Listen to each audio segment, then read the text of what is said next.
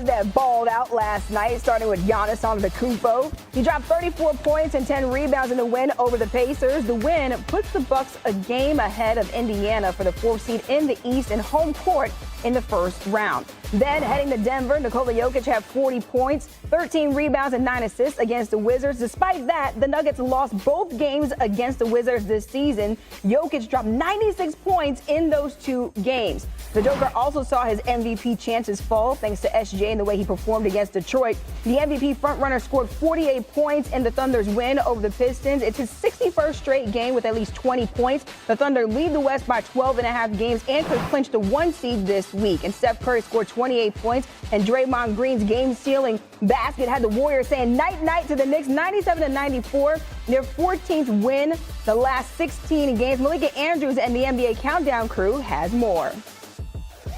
Well, gentlemen, you know when Draymond Green is hitting the night-night, we are in for something special. The Golden State Warriors, they've improved, Bob, to 14-1 with Jimmy Butler in the lineup. Draymond said it. He said, we think this team is special, and when we're special, we win championships. What's the ceiling for this group? I'm back into that answer, Malika. You could say, we're starting with a championship, is what he's saying. Can they beat Oklahoma City and can they beat the Boston Celtics? I think they could beat Cleveland. And it's not a knock on Cleveland. I just think Cleveland hasn't been there in these moments. But so that would mean I don't think, as much as Draymond says, if you make me answer, a championship's the final ceiling. But I do think getting the Western Conference Finals possible. I think Oklahoma City has earned the respect and should earn my respect, certainly, of being tough to beat. They got a great defense, and they got probably what will be the MVP of the league on their team. Those 2 things get hard to overcome. So I view the Warriors, Malika, as a team in a group of, whether it's Denver, I would even put Minnesota in there, maybe the Lakers, of getting to the Western Conference Finals, but beating Oklahoma City is going to be a tough task.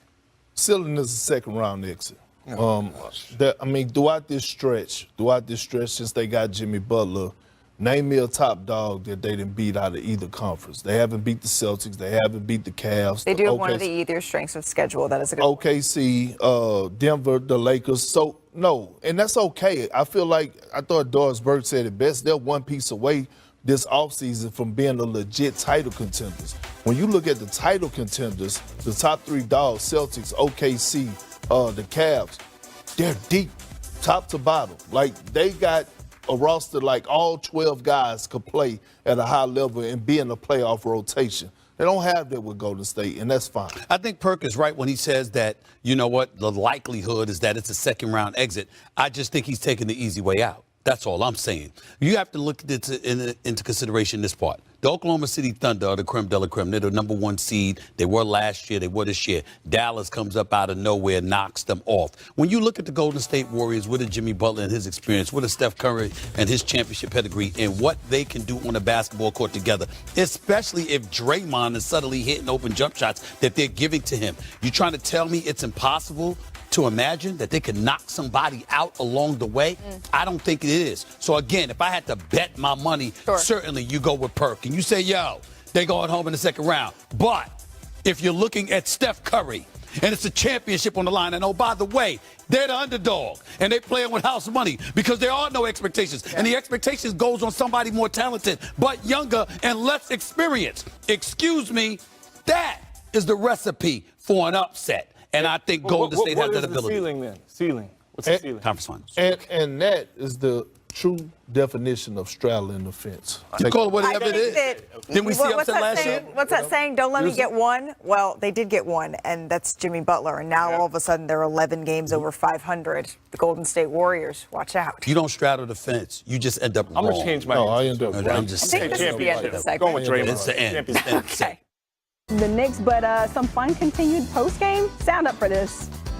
And it obviously gives us I got it. Hitting the road to take on Draymond Green and the Warriors. That's a foul. Towns picks up his 3rd foul, and they must be separated.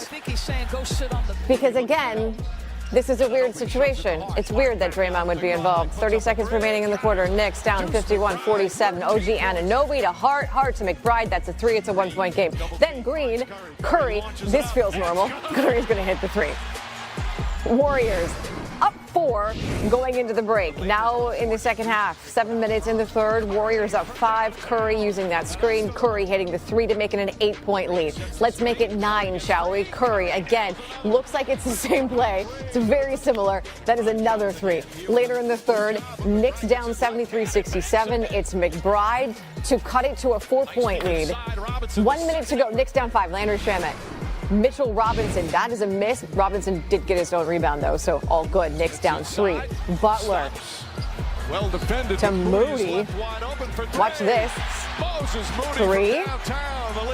Moses Moody gets to be the hero there. Warriors up 9. Tom Thibodeau. Hart. Now they're exchanging words. This is not the way it's supposed to go for the Knicks. Knicks down 3. Towns. It's a 3. Karl Anthony Towns. That 3 cuts it to 2. About a minute to go. Knicks still down 2. Towns. Stripped by Gary Payton. Watch Green get the loose foul. Towns fouls. Green would make 2 free throws. Next trip down for the Knicks, down by 4. Green fakes the handoff. Going to score. Warriors. They get the win 97-94. That was fun. Really fun. It's good to see Cat show up and play like that. He played hard, played well. He's physical. Probably most physical I've ever seen him. Had a little extra motivation, so that made the game really fun. I ain't never seen him like willing to talk. So I enjoyed that. That was good. That was really good. That was fun. Good for him. Like I said, he had a really good game. So yeah, that was really fun. All right, let's bring in Kendrick Perkins here on a Saturday night, get us some perspective of what we saw. Steph goes for 28. I mean, ho-hum for him, right? But the rest of the dudes had to play if they were going to get this win over the Knicks, and they did that. What impressed you the most about those other cats? Well, one is how those guys are being stars in their role. Number 2, how bona fide number 2 option in Jimmy Butler helps unlock not only Steph and Draymond, but the rest of the squad. You look at a guy like Moses Moody, and he had 18 points tonight and was huge because those 18 points matter. Every time down, you see him knocking down 3-point shots. We see Gary Payton Jr. He inserted himself in playing, some great basketball as well, doing the little things. And when you have guys like this stepping up, guys being able to have the open space and open floor because you have to put so much attention on Steph. Because Jimmy, with his cutting, his facilitating, his isolation draws so much attention, then all of a sudden we're going to see the Warriors win games like this, like they did against the Knicks, where they're supposed to win. And they took it home in great fashion, in my opinion, because they got the needed stops down the stretch, and also Draymond Green came up big. They get 7 straight wins now, and just even more intriguing to what they're going to look like once the playoffs start out there in the Western Conference. Big Perk, stand by. We got more from you. All right, Thunder Pistons.